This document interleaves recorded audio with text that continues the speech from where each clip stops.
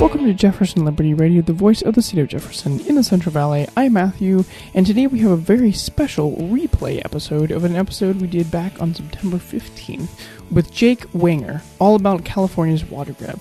This is an extremely important issue, especially as we're coming into 2019 here, and so we're actually going to have Jake speak at our group meeting on December 12th. That's December 12th at Grizzly Rock Cafe. He's going to start speaking at 6:30, and I believe we will have updates at 6 o'clock. Go to our Facebook page. It's in the link of this podcast. You can find more information there. Talk to us. Reach out to us if you have any questions. But before we get to that, I'd like to take a moment to remind you that we are still looking for sponsors for this show. If you're interested in sponsoring the show, you can head over to jeffersonlibertyradio.com/sponsors, or you can email us at sponsors@jeffersonlibertyradio.com. We really need and would love your support for this show. Anyhow, enough talk, and let's get on to that episode.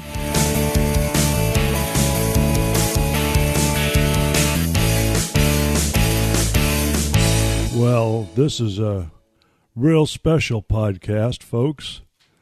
We're going to talk about the water grab. Now, that might sound rather misleading, but in fact, it's actually going to happen. I have here as our guest today Mr. Jake Wenger. Jake is well versed on water issues. He's a fourth-generation almond farmer who farms just west of Modesto. His father is the past president of the California Farm Bureau, and he is a former MID Board of Directors member. MID, folks, that's Modesto Irrigation District. We're really happy to have you here, Jake. Happy to be here. Thanks for having me, Alan. It's our pleasure. Well, let's get into this water grab issue. Jake, could you give us your take on the water issues facing the Stanislaus County? Hi, what's a 3-hour podcast, right? Yes, So okay, exactly. No, the big thing that people need to know, at least in Stanislaus County and really in the northern Central Valley right now, is that the water threats to the northern Central Valley are greater than anything that anyone has seen since the northern Central Valley was settled. The way that I like to put it is one of the biggest boons for the Central Valley was the development of our water infrastructure. It was the development of the dams and the canal systems. And as big as that was for us economically and as a community, this is the absolute adverse. It will be absolutely devastating to the Central Valley. So when it comes to northern Central Valley water issues, Stanislaus County, where we're at right now, it is a water war. No other way to put it. So, Jake, I was wondering if you can explain to us in a nutshell what each of the phases of the Bay Delta Plan means. Sure. So the water grab that Alan mentioned is something that's being done by the State Water Resources Control Board through the Bay Delta Plan. And the Bay Delta Plan has 4 phases. Phase 1 deals with water requirements on the San Joaquin River. There's 2 main sources of water into the Delta, and so part of the Bay Delta Plan is making sure the Delta has a thriving environment. There's what is supposed to be the stated goals. 80% of the water into the Delta comes out of the Sacramento, 15% out of the San Joaquin, and about 5% from other east side rivers. So phase 1, they said, we're going to go after the San Joaquin River and establish flow requirements and environmental requirements on the San Joaquin. Phase 2 deals with the Sacramento River. Phase 3 is a water rights proceeding to change water rights law in California to match up with the requirements they are going to regulate in Phase 1 and 2. And Phase 4 is essentially a cleanup. After they set their environmental goals through Phase 1 and 2, if they didn't meet their standards, then Phase 4 they get to come back and have a second bite at the apple. Well, thank you, Jake. Concerning water rights, in California, how do water rights differ from that of other parts of the country? Well, so even in California, water rights vary. So essentially, if you have access to water in California, it's surface water or it's groundwater. You're either getting it out of a reservoir from rain and snow or you're pumping it out of the ground. Now, if you own land in California, you have a right to pump groundwater. So as far as a water right is concerned, if you're a landowner, you have a right to put a straw on the ground and pull out what you want. There is no limit as to what you can pull out right now, which is definitely unique to California. When you get into the Midwest, Ogallala Aquifer, they have, adjudicated water basins where they dictate how much people can pull out of the ground. We do not have that yet in California, but we're definitely moving that direction with the 2014 implementation of the Sustainable Groundwater Management Act, which is trying to get groundwater in balance. So then you have surface water as your other source, and surface water are where water rights start coming in. And California water rights law basically says first in time, first in right. So if you were the first one to claim a right to use water on a source, whether that was a river or put in a reservoir or something to that effect, you now have the right. Anyone else that comes in after you can claim a right, but they would become a junior water right holder to that individual. So in the turn of the century, you had all these entities, groups, organizations that were claiming water rights on sources. The state realized that they didn't really have a way to regulate this. So that led to the implementation of what is now the State Water Resources Control Board. So they were created to manage water rights law in California. That happened in 1914. So when you talk about water rights, if you have a senior water right, that is considered pre-1914, before the formation of what is now State Water Board. If you have a junior water right, that is considered post-1914. Well, you were talking about, or we've been talking about the water grab. Could you define what the water grab really is, particularly here in Stanislaus County, but as it might affect other counties in Jefferson? Sure. So with Phase 1, there's 3 counties that are primarily impacted. That's San Joaquin, Stanislaus, and Merced, because the 3 tributaries that the State Water Board is going after is the Stanislaus, Tuolumne, and Merced rivers. And which, by the way, if Phase 1 is dealing with the San Joaquin extends clear to Friant, but they've targeted just the 3 tributaries on the northern end. Now, my argument as for why that is because those are also the most senior water right holders. The very first irrigation district formed in the state of California was the Turlock Irrigation District. The second irrigation district in the state was the Modesto Irrigation District. So you have the 2 oldest irrigation districts with some of the oldest water rights in California on the Tuolumne River. And you asked about Stanislaus, and we'll keep it a little more Stanislaus County specific. So Turlock and Modesto irrigation districts work as kind of sister districts on the Tuolumne River and also own their own reservoir in Don Pedro. Now, Don Pedro Reservoir was built by the ratepayers within Turlock and Modesto irrigation districts, but also 52% of it was paid for by city and county of San Francisco. They don't own any water in the dam. The reason they paid for 52% was because they wanted to build their own reservoirs upstream. They're a junior water right holder to the irrigation districts, San Francisco is. So for a junior water right holder to build storage upstream, you'd essentially be taking water from a senior right holder before it got to them. After a lot of negotiation, San Francisco said, why don't we help you guys build a much bigger reservoir than old Don Pedro?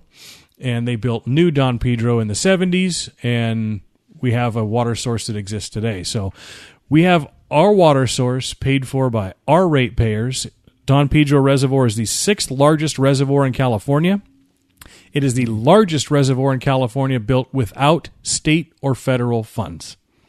So when you talk about a water grab, and why is it a water grab? Because we're dealing with the oldest irrigation districts, with some of the oldest water rights, who own their water infrastructure, including the reservoir. So I don't know about you guys, but if you decide you're going to take a resource that wasn't paid for by you, nor does it belong to you, I don't know how you describe that other than theft. That's a perfect term. You mentioned about the quality of, or the reason for this water grab is to maintain the quality of the Bay Delta water quality. But we've been told that this is all about salmon. How does that work?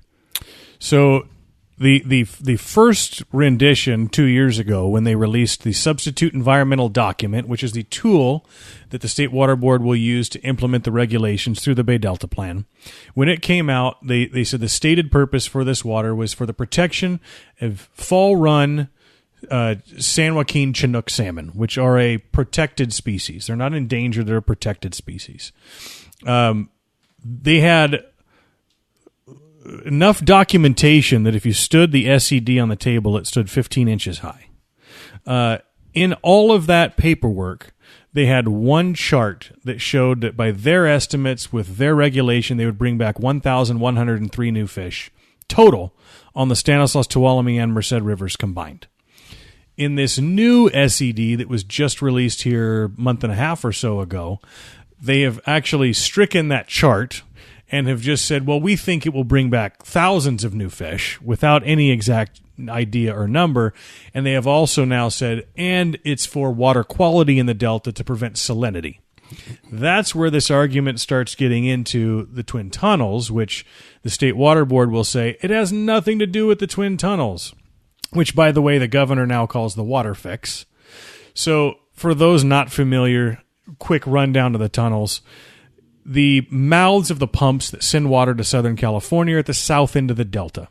The Sacramento, which provides most of that water, comes in from the north, which means you have a lot of water that flows through the Delta and out. And it's not a very efficient way to get that water from the Sacramento to the pumps. So they want to bury two large tunnels under the Delta to more efficiently get water from the Sacramento to the mouth of the pumps. However, as I said earlier, the Sacramento River provides 80% of the water supply in the Delta. And if you take a large portion of that and pump it in tunnels under the Delta, you don't have the constant force of fresh water to keep the salt water from the ocean at bay. So you get saltwater intrusion inland, which will destroy habitat and environmental life in the Delta. It'll destroy the islands and a lot of the farming that goes on there. So the water fix is broken. It has a big problem in that it needs water. And when you look at what the State Water Board is requiring from the San Joaquin through Phase 1, although they say it's for fish or water quality, I did find it interesting, as I said in their new update, they said it's for Delta salinity objectives, which to me is them showing their card saying, we need the water to keep the salt water out, because the amount of water they will get is nearly the exact amount of water that the state needs to make the water fix work. That's really interesting. That kind of harkens me back to the late 70s when they were talking about the peripheral canal, which I think died of a horrible death because of that salinity issue. Am I not correct? No, very much. And so this is now a regulatory body who has decided that they actually have the authority to demand that other people put the water down. And by the way, I'll touch on one more thing here briefly when I was talking earlier about theft.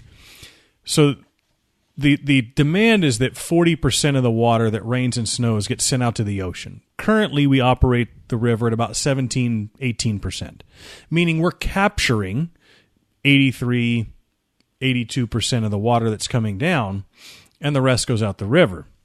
The state would like us to capture 60% and put 40 down the river. But they also understand that that's a recipe for disaster, because the demands on the reservoir for use by agriculture and municipalities combined with going out, you're going to drain the reservoir more years than you're not. There isn't enough water available to meet those requirements. So, Don Pedro Reservoir, 2 million acre foot capacity for storage. The top 300,000 acre feet stays open for flood control. The bottom 300,000 acre feet is a cold pool. So we've got 1.4 million in the middle for storage for the districts. The State Water Board, as part of the Bay Delta Plan and the SED, said that cold pool at 300,000 acre feet, you have to raise that to 800,000.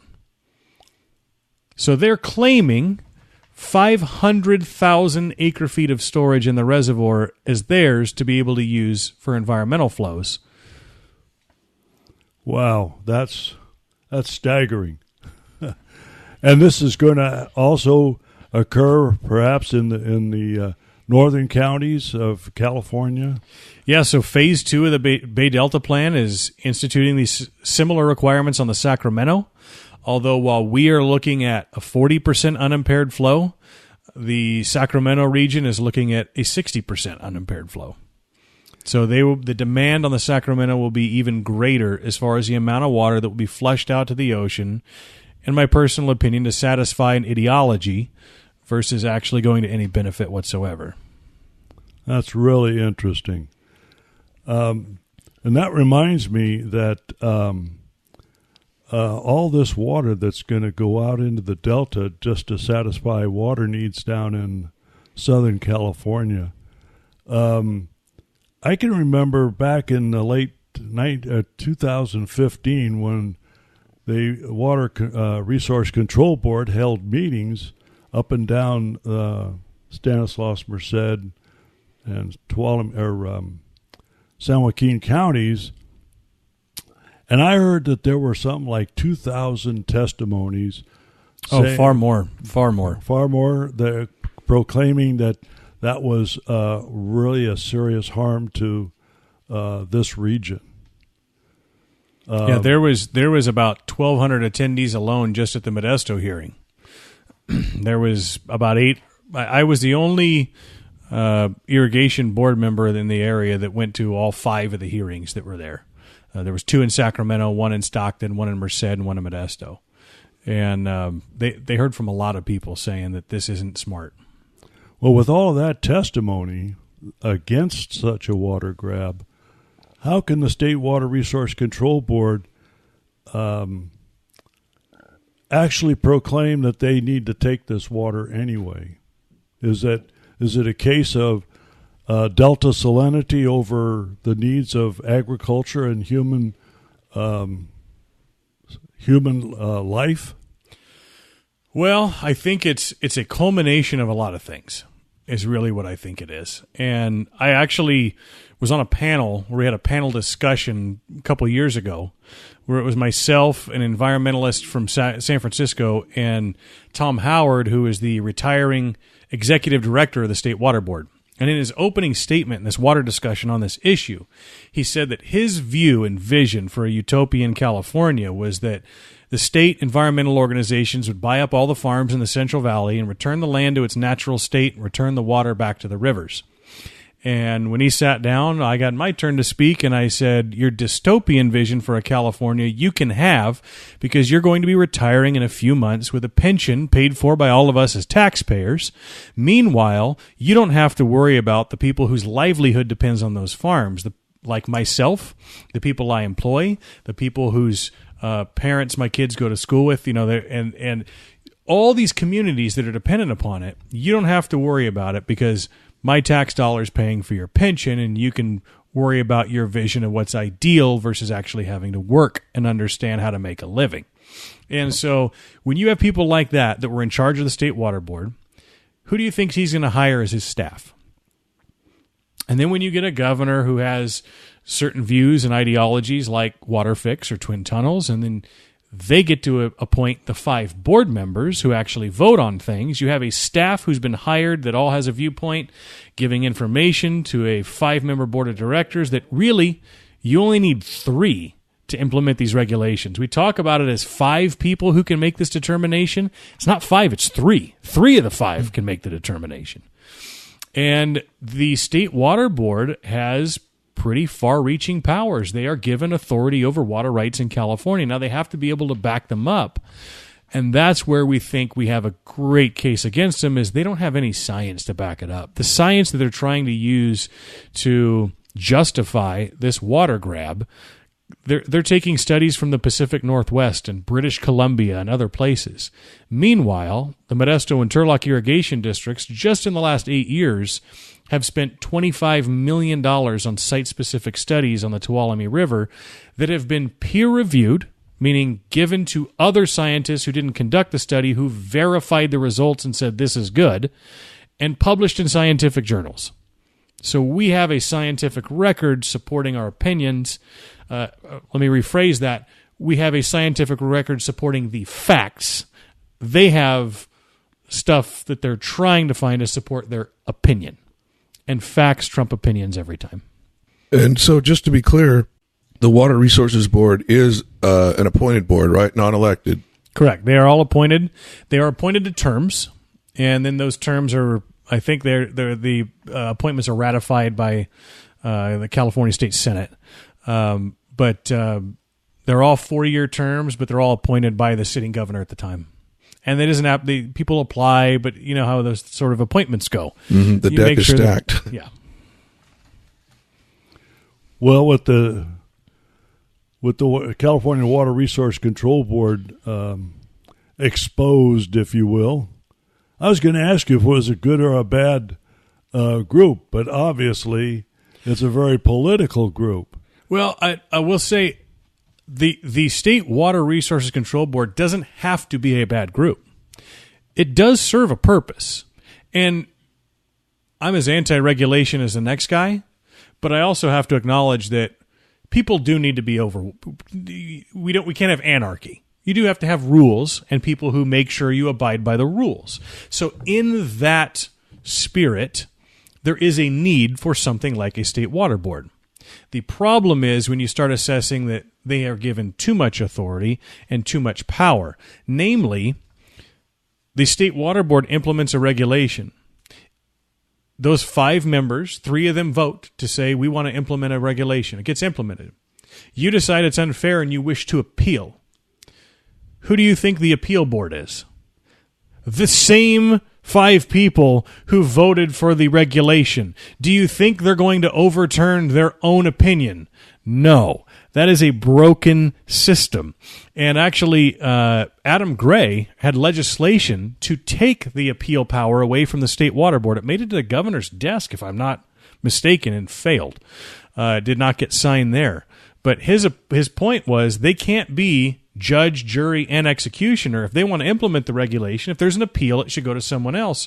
And the arguments against was, well, we don't need to go to somebody else because there's hardly ever an appeal that goes through. They're doing it. Well, of course there's hardly ever an appeal that's supported because they're not going to contradict themselves. So is there a need for something like a state water board? Sure. It doesn't have to be a bad thing. Did corrupt people with an agenda get in charge and find out that they're given way more power than they should have? Absolutely. Well, that's very amazing. We as citizens of Stanislaus County are greatly impacted by this. In your opinion, is there anything that we could do as citizens to prevent this water grab? Well, they already had the hearings. November 7th is now supposed to be the date that the State Water Board is going to vote to actually implement this legislation. We had a water rally at the Capitol where we had over 1,000 people show up. The hearings were the next 2 days following the rally. And one of the State Water Board members, after the end of those hearings, said, and this was Steve Moore, who's one of the State Water Board members, that I don't know why we changed the date to implement, because I would vote to implement today, and Tam Dodek said she would have seconded it.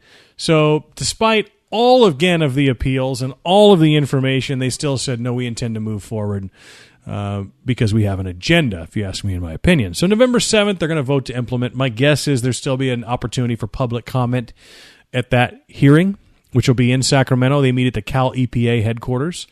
Other than that, we need to spread the word and stay involved because we have to keep shouting. And the second they vote to implement on November 7th, on November 8th, there will be, I would say, at least 200 lawsuits that will be filed on both sides, by the way, because you have a lot of environmental groups that say 40% unimpaired flow is not enough. You should take more of their water. So there will be hundreds of lawsuits. It will take years just to get those lawsuits whittled down and combine them together and the things that they do in the courtrooms. So we do need to stay abreast of what's going on and stay involved, because this issue is not going away for years. So the best ways to do that is to find resources to provide you that information of when and where you can be of use. So first and foremost, I'd like to point people to the Worth Your Fight campaign. Worth Your Fight on Facebook or worthyourfight.org. That is a campaign that was developed by the Modesto and Turlock irrigation districts. On the Stanislaus, they have the Save the Stand campaign. Additionally, one of the things I like to remind people is the irrigation districts developed their own plans to meet the requirements that the State Water Board said they were trying to, as far as fish and water quality and everything else. Using the $25 million in studies, Modesto and Turlock irrigation districts created the Tuolumne River Management Plan. You can find out more at tuolumnerivermanagementplan.com. Or look up Tuolumne River Management Plan on Facebook. That plan is over $150 million in river improvements, environmental habitat, restoration, spawning grounds, a hatchery, and depredation, getting rid of some of the predators that are on the river, water hyacinth removal, in order to restore the river environment and habitat. And so it's not like the districts, and by the way, it includes more water. It includes more water than is put down today. So the irrigation districts have said, we will give you more water, and we will pay for over $150 million in environmental improvements. So when they say it's about fish and not about water, I say baloney, because our communities have ponied up and said, if it's about fish, we'll bring the fish back and we'll finance it. But it's not enough water for them, because it's not about fish, it's about water. About water, yep. I couldn't agree more. Is MID and TID going to file lawsuits against? There'll be several. So MID and TID will probably file jointly. There'll probably be lawsuits that will be filed independently by the districts. Our local irrigation districts belong to something called the San Joaquin Tributaries Authority. That is the Modesto and Turlock districts, Oakdale and South San Joaquin irrigation districts, and City and County of San Francisco. They will file suit as a unit. So I would expect a lot of these irrigation districts, as individuals, as partners on rivers, as JPAs, joint power authorities, there's going to be a lot of lawsuits that will be filed. And as far as MID, we've had a litigation attorney on retainer for almost 2 years now, just to keep him up to speed on what's going on, so he's ready. And he's cracking his knuckles because he said, I can't wait to go to war with these guys in a courtroom. And you know, he does litigation on environmental issues with big dogs. It's what he does. And he said, I've had a lot of cases that, you've got a hard road to hoe. And he said, this one I'm excited for because we have such a scientific record. I feel great about our chances. So, there'll be a lot of lawsuits. In fact, one of the last things I did before I was off the MID board, we put $1 million in an account to be annually used for litigation. Just from one irrigation district. It's just a message to the State Water Board marked as litigation for Bay Delta Plan. So it's put up or shut up. And for our communities, would you rather lose the water and everything that goes along with it? Or would you rather spend the money and you know what? No rate increases or anything to pay for it, because the district has planned and saved and has a large sum of money in savings just for the purpose of fighting this issue. Well, that's a very ambitious plan. But, we haven't heard much from the city of San Francisco, who's severely impacted by this. I don't understand their lack of comment. So I can explain it a little bit, which is they are really between a rock and a hard place, which is when we have our MID board meetings, we get a lot of people that come in and say, you got to fight this. When San Francisco's Public Utilities Commission has their board meetings, they get a bunch of environmentalists that say, why are you fighting this? We need to give up the water. They know, the PUC does, that it would be detrimental and they cannot endorse it. But the public pressure for them, too, is pretty great. So I can't blame them for not wanting to be out front, because their board meetings would be filled with environmentalists who would say, we can't, you guys have to change your stance and you need to support the water grab. So I can't blame them, but San Francisco has been a great partner. They are an ally on this issue, which on a lot of issues you can't necessarily say, but I've been in a lot of meetings with a lot of San Francisco guys, and they are ready to go to war right alongside us. But they will end up being more of a behind-the-scenes type person, because publicly it makes sense when you and I and all of us in this room, we get up and shout and say, you can't do this, because we're right in the impacted area. And when they do it, the people in their constituency and communities around them are coming from a little different, maybe ideology and a little different tax bracket. Yeah, I can understand the tax bracket thing. But it surprises me that San Francisco hasn't made their citizens aware of this potential loss of their water. They've tried a little. There was a recent article that came out in the Chronicle that was really, it did a fair enough job trying to explain the threat. So a lot of people don't realize San Francisco as a city has one of the lowest water usages per capita in the state of California. In fact, I think they're the lowest. They tend to be around 40 to 50 gallons of water per person per day. City Modesto is more in the neighborhood of probably 180. It's a significant difference. And why? They don't have lawns. They don't have swimming pools. They don't have the landscaping. Now, they don't also have a lot of the water recycling that we do have in the valley. They tend to use water one time and it goes out to the ocean. So there's not as much gray water use. But as far as their water consumption per capita, very low. So for them to take a hit and try and reduce that even more, it's very difficult. Very difficult to get below, where they're already at around 40 gallons of water per person per day. That's a tough pill to swallow, and I wouldn't want to. I wouldn't want my family to have to get cut back to maybe 20 or 30 gallons of water per. It sounds like a lot, not as much as you think. Yeah, well, but doesn't water from that Crystal Springs Reservoir also feed parts of the lower peninsula below San Francisco? Yeah, they've got a few different sources, and I think there's, when you start getting into some of the cities on the bordering the Delta, you've got some water rights users there that have contracts. So there's a lot of different sources in some of those different parts of the peninsula, but Hetch Hetchy is supplying, I think, to 2 million users, the Hetch Hetchy system, which is on the Tuolumne River. Well, those 2 million people are San Francisco and then some. Mm-hmm. Yeah. The Hetch Hetchy contracts out with some of the other cities around Bay Area. Yeah. Well, let me ask you this. How familiar are you with the State of Jefferson movement?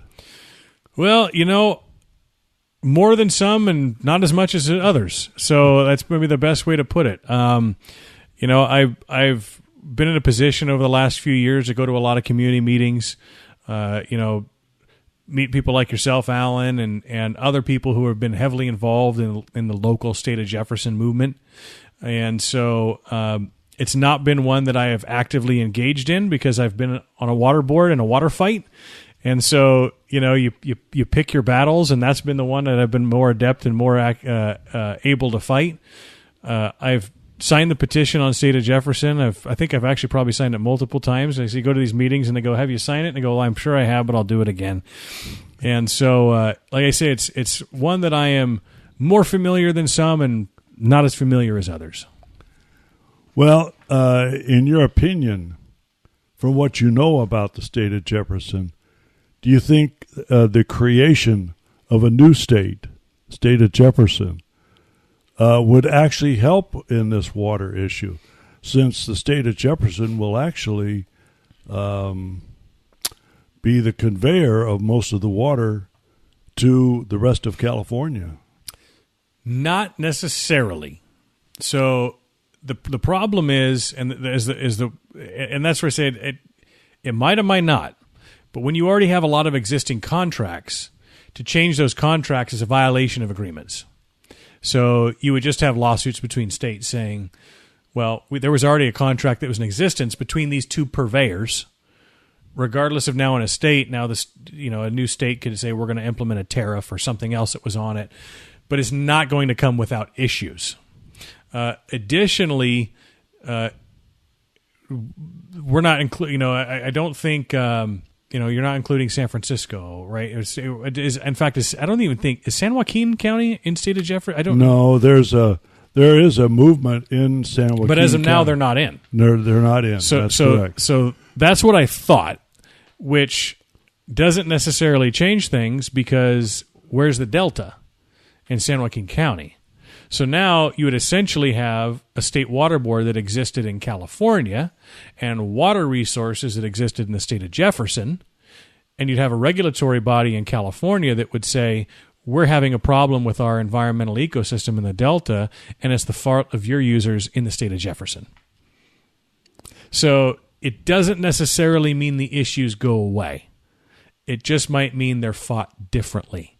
Now, whether that provides an advantage or not, I wouldn't have a powerful enough crystal ball to be able to find that out. So would it help on this particular issue? I don't think so, because of when you look at San Joaquin County not being in state of Jefferson and the Delta falling there, and this is the Bay Delta Plan, you just have the same battle, but it would just, instead of being implemented in one state, it would be crossing state lines. Well, the Bay Delta is a federal program, is it? No, the Bay Delta Plan that is being implemented, the State Water Resources Control Board, has no impact from feds. Now, they do have federal standards that they have to make sure and implement, but like a lot of environmental issues, any state can implement more stringent environmental regulation than the federal government can. Why does California have a Cal EPA?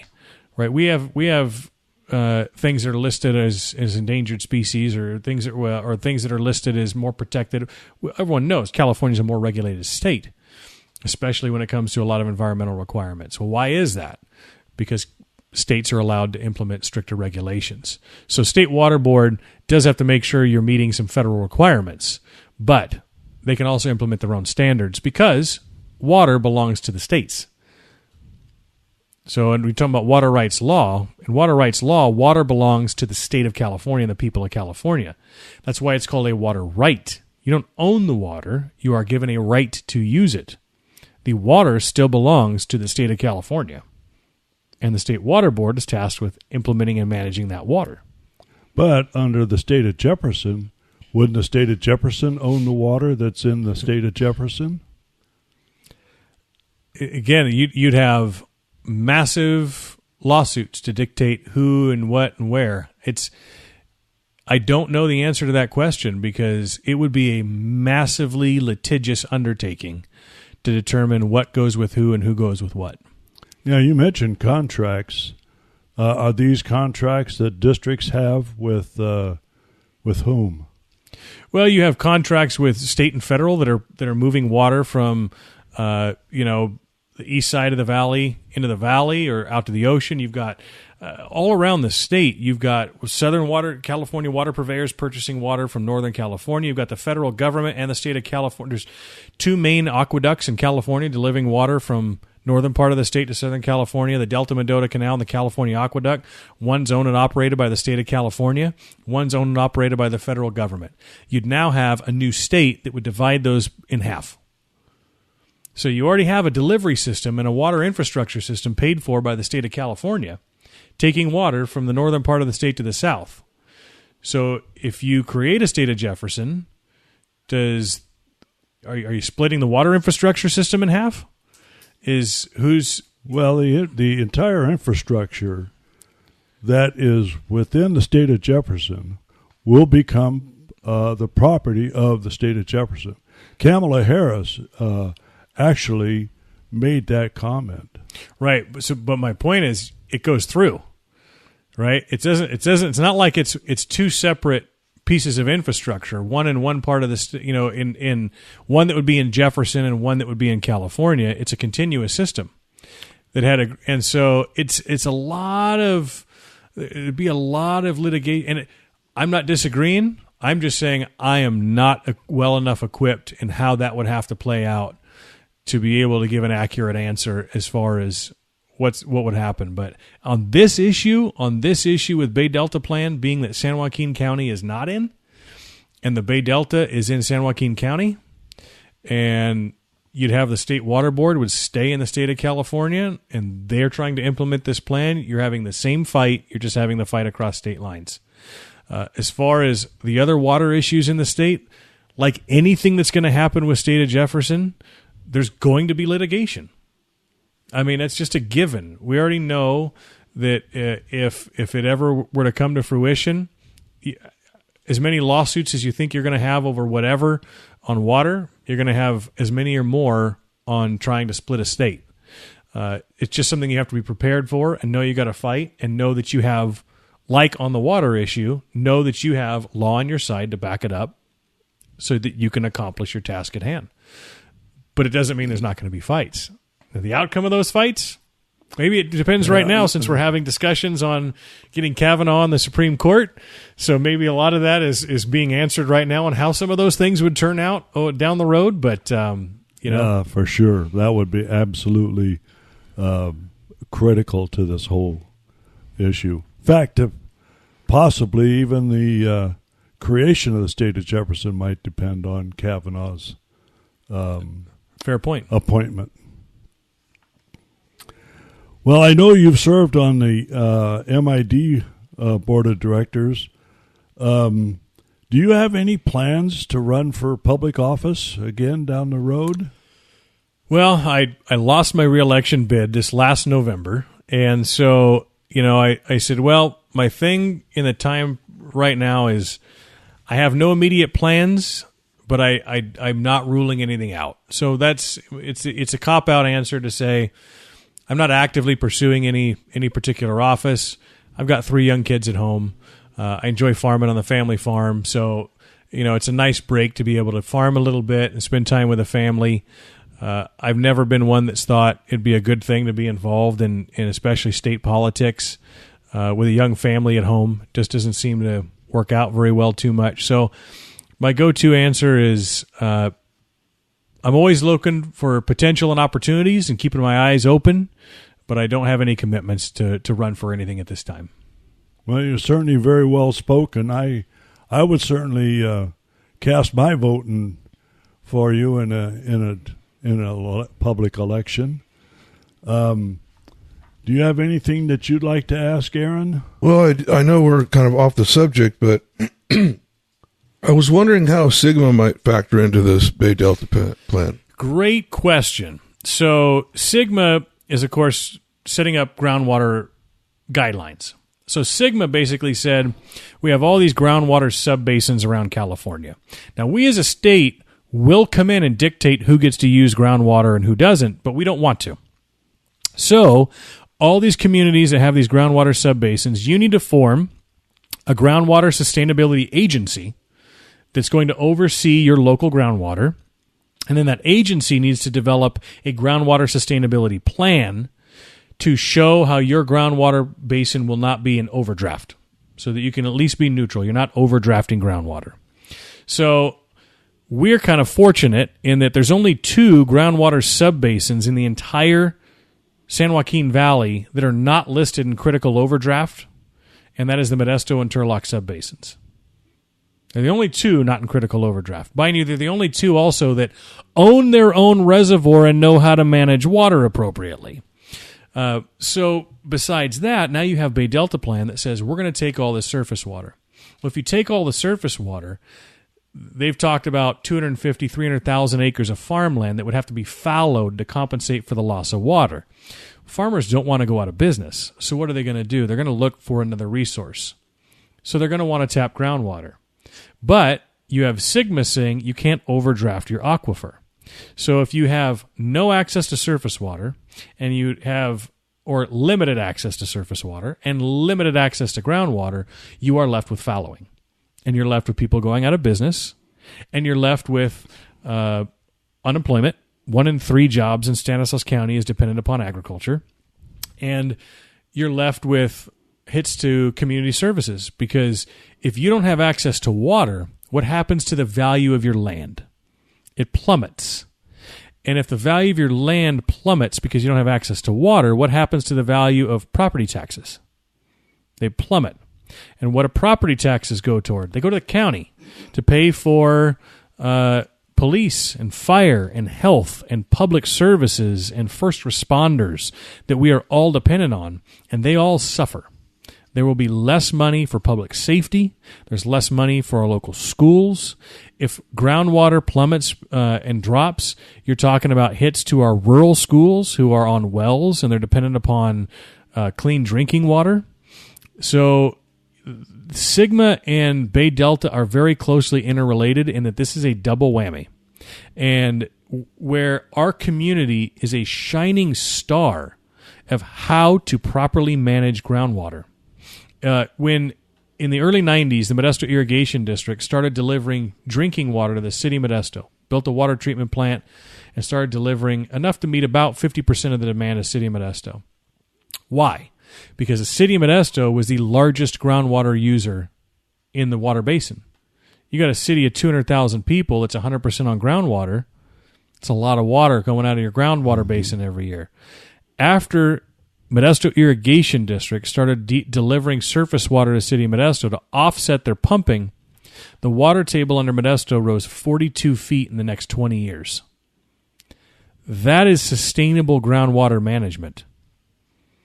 But when you talk about now Bay Delta Plan and taking the water, the contract with City Modesto says whatever percentage farmers are cut from their allocation, the city is cut by the same percentage.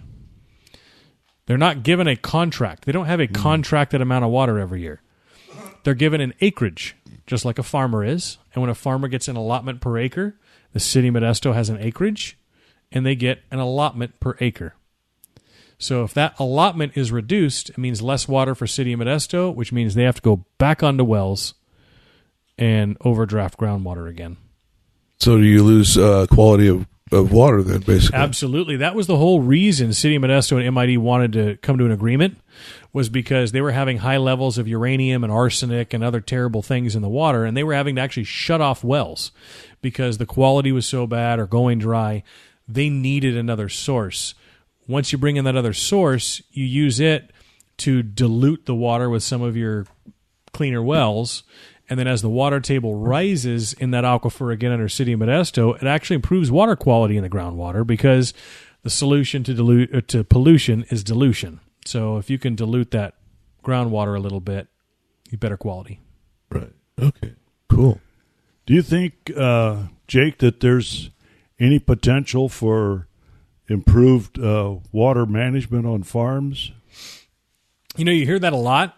And people don't realize that in the last 40 years, agricultural water use in California has gone virtually unchanged, yet we produce 40% more than we did before. That's pretty significant when you think of conservation. We're using roughly the same amount of water, we're producing significantly more food with it. So the conservation measures have been implemented. There's not a lot more you can do. And a lot of people talk about, well, we need to be on drip or micro irrigation. A lot of people who say that also don't realize that drip and micro irrigation can use more water than flood. There's more than just putting the water on because there's other factors. What's the temperature outside? What's your soil type? What's the commodity type? Because all of those are going to influence water uptake into the plant. So to just say we need everybody to switch to drip irrigation is irresponsible water management. Additionally, it doesn't put anything back in the aquifer.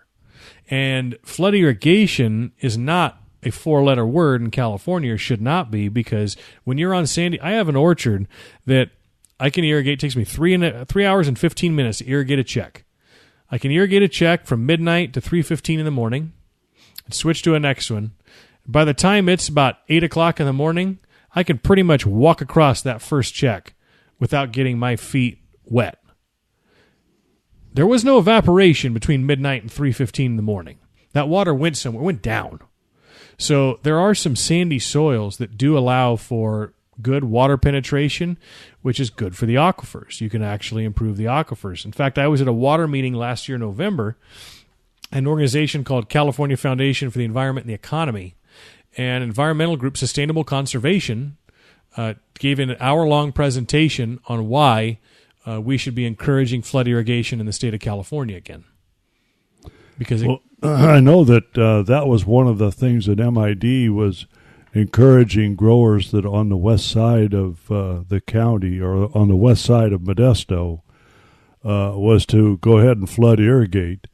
Of course, people are asking the question, well, why are you flood irrigating? You're wasting water. But the point of recharging the aquifer is extremely valuable and important to the whole situation.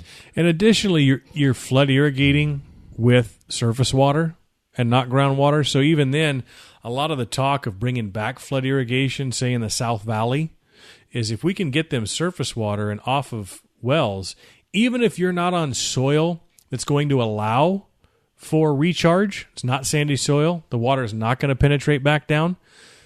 Well, if you can still get surface water to them, and even if they flood irrigate, they didn't run their pumps that year. And if they didn't run their pumps that year, they call that in lieu of recharge. You're recharging the aquifer because you didn't pump it. If I take $1,000 out of your bank account every month, and 1 month I don't, you didn't make an additional $1,000 that month, but you had an extra $1,000 at the end of it. So you're not necessarily putting it back in, but you're gaining it by not spending it. Right. Is that occurring on the east side of Modesto, where they're pumping water and flooding as opposed to running surface water? There is some of that. There's a lot on the east side. If you're outside the irrigation district, you get a lot of pumping. So when you get in the foothills, east part of the county, that's mostly all on groundwater. There have been some efforts by Modesto Irrigation District, Oakdale Irrigation District, and others to try and, in high water years, get water to those people outside the district to get them off of groundwater for a year. And there has been some success there, but there needs to be a lot more development. A lot of it is, if you're a grower, if the irrigation district says, hey, look, if I've got access to water, if we have a high water year, instead of sending 4 million acre feet out to the ocean, if I can get you some of it, because our reservoir's already full. Once your reservoir's full, the water just goes out. We had it a couple of years ago. Reservoir was full. We just watched water go down the river the whole time because we couldn't put it anywhere. Well, if we could have gotten that to some of those east side growers and got them off of groundwater for a year, it would have been beneficial to that aquifer. The challenge is it takes a lot of infrastructure, a lot of cost at the grower's expense. How much initiative is there for the grower to go through a massive expense of putting in a lot of infrastructure when they don't have a guaranteed source of getting that water every year? It from a business standpoint, it doesn't necessarily compute. Yeah, that's very, very accurate, very true. Aaron, is there anything else you'd like to ask? I think I'm pretty good. Matthew, you've been sitting here just contemplating the whole discussion. Was anything piquing your interest? No, I think you pretty well explained it all. I didn't really have quite as much of knowledge of it all. I think that really solidified it all for me. So thank you. I appreciate it. I'm happy to be here. I'm sorry I talk too much. It's a problem I have. No, this is great. That was great. Aaron, you said everything that we needed to hear. And it's not just us, but it's the listeners to this podcast. Mm-hmm. And it's even important to the listeners in the north part of the state that have not been faced with this predicament that we're faced with. It's kind of interesting that the folks in the northern part of the state not being impacted by this kind of a thing don't have the same concept of what we're facing. And your explanation of what we're faced with is really excellent. And I really appreciate your dialogue, Jake. It's been great. And as Mark Twain said, whiskey's for drinking and water's for fighting. That's great. Yeah, thanks again, Jake. Well, thank you guys for having me, and I wish water wasn't for fighting, but it is vital and important to our regions and our communities and the people it puts to work and the clean drinking water that we have, and it is worth the fight. And so check out worthyourfight.org. Check out Worth Your Fight on Facebook. Find out how you can stay involved, stay informed, because this fight's not going anywhere. Thank you guys for giving me the opportunity to share a little bit about what's going on, and we can build up an army and keep the fight going. And that we will.